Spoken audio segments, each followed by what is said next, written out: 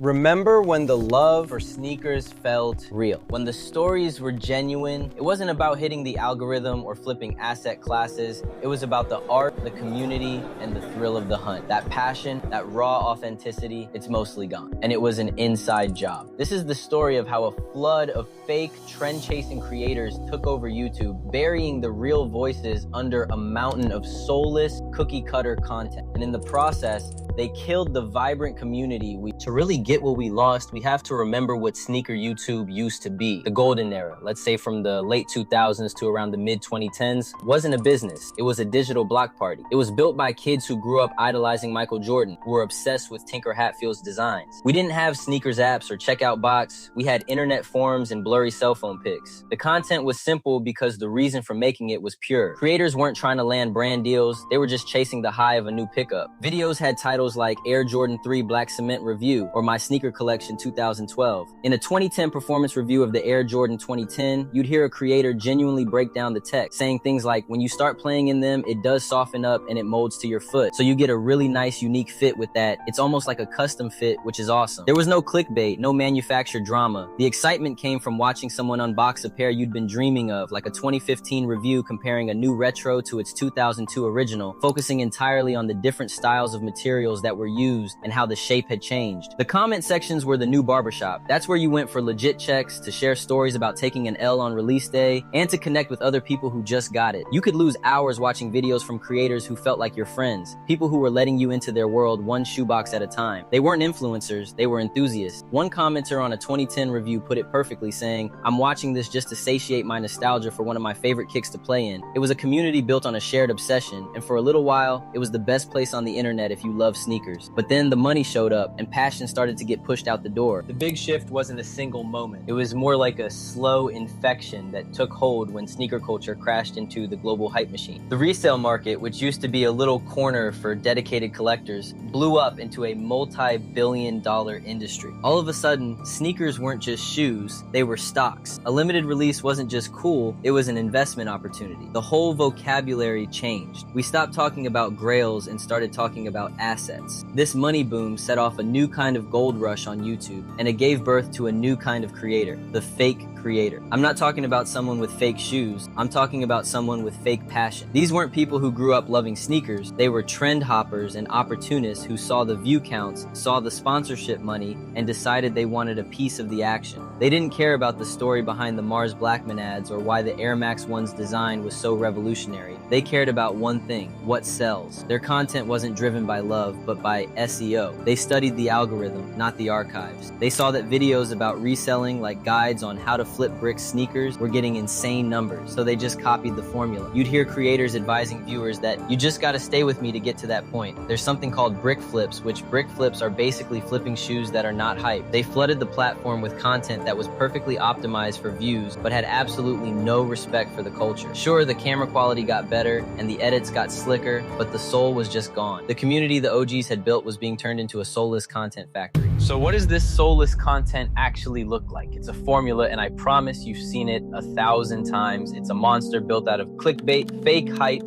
and zero substance, and for a long time, it was the king of sneaker YouTube. It always starts with the title, framed as some huge dramatic question. Is the new Travis Scott Jordan a shock drop or a shocking brick? Or I bought a pallet of lost and found Jordans and you won't believe what happened. The thumbnail is an attack on your eyes. A guy making a shocked face, a giant red arrow pointing at a StockX graph, and a sneaker glowing. Click on the video and the performance continues. The creator, usually wearing head-to-toe hype gear, doesn't talk about the shoe's design, its history, or what it means to the culture. Nope. Instead, you get a 10-minute speech that could have been a 30-second tweet filled with reseller slang. The focus is never on the sneaker as a piece of design, but as a thing to be bought and sold. You'll hear them say things like, resale on these is going to the moon, holding the shoe like it's a bar of gold. Their advice is purely transactional. If it's a shoe that everybody wants, the shoes will sell faster. If it's a shoe that is definitely acquired taste, then you have to factor how long it would take for you to sell. The analysis, if you can call it that, is painfully shallow. There's no real insight, no historical context. It's just an endless, repetitive cycle of unboxing, a generic on-foot look, and then the big resale prediction. This exact formula was copied over and over across hundreds of channels, creating this suffocating echo chamber where every video looked and and sounded exactly the same. Innovation was dead and creativity was traded for clicks. And it worked. For a while, these videos pulled in millions of views from an audience that seemed more interested in the stock market than in sneaker culture. But in chasing those numbers, they pushed away the very people who built the whole scene. The original sneakerheads, the ones who showed up for the passion in the stories, suddenly found themselves in a wasteland of cringe and greed. So they tuned out, they stopped commenting, and the community started to dry up. And that brings us to today, in 2025. The whole landscape has changed. The ridiculously inflated resale bubble has cooled off. One creator noted, quote, "Many hype released that once sold out instantly now sit on shelves. Has made sneaker collecting feels less exclusive," end quote. The days of buying a general release shoe and easily flipping it for 3 times the price are pretty much over. The market is flooded, the hype has died down, and a lot of the sneakers that were treated like guaranteed cash are now just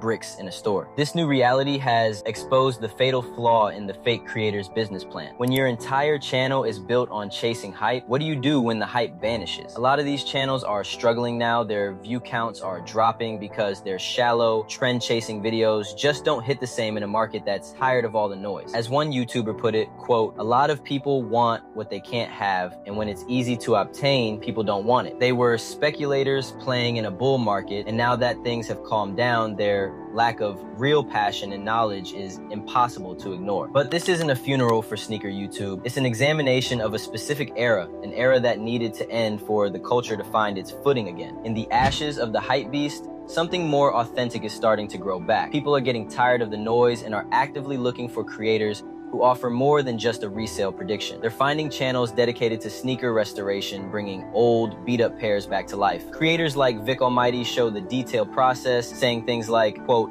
"The only way to get it back to this condition is by putting in the washing machine," while restoring a dirt cake pair of Jordans. They're watching creators who do custom work, treating sneakers like a canvas for incredible art. They're subscribing to storytellers who are actually exploring the history of a specific shoe or the cultural impact of a collaboration. There's a new appetite for content that is passionate, specific, and smart. The focus is finally shifting from what's it worth back to what does it mean. The audience isn't gone, it's just gotten smarter. It's no longer impressed by the loudest person in the room, it's impressed by the most authentic. The story of sneaker YouTube is a classic example of what happens when a passionate community trades authenticity for analytics. The fake creators didn't just make a bunch of bad videos. They damaged the trust and passion that held the whole thing together. They turned a culture into a caricature of itself. But the decline of that hype-fueled soulless version of sneaker YouTube isn't the end. It feels more like a reset. It's a chance to rebuild the community on a foundation that's actually solid. The power is starting to shift back to the viewers and to the true enthusiasts who can tell the difference between a storyteller and a salesman. As one commentator aptly put it,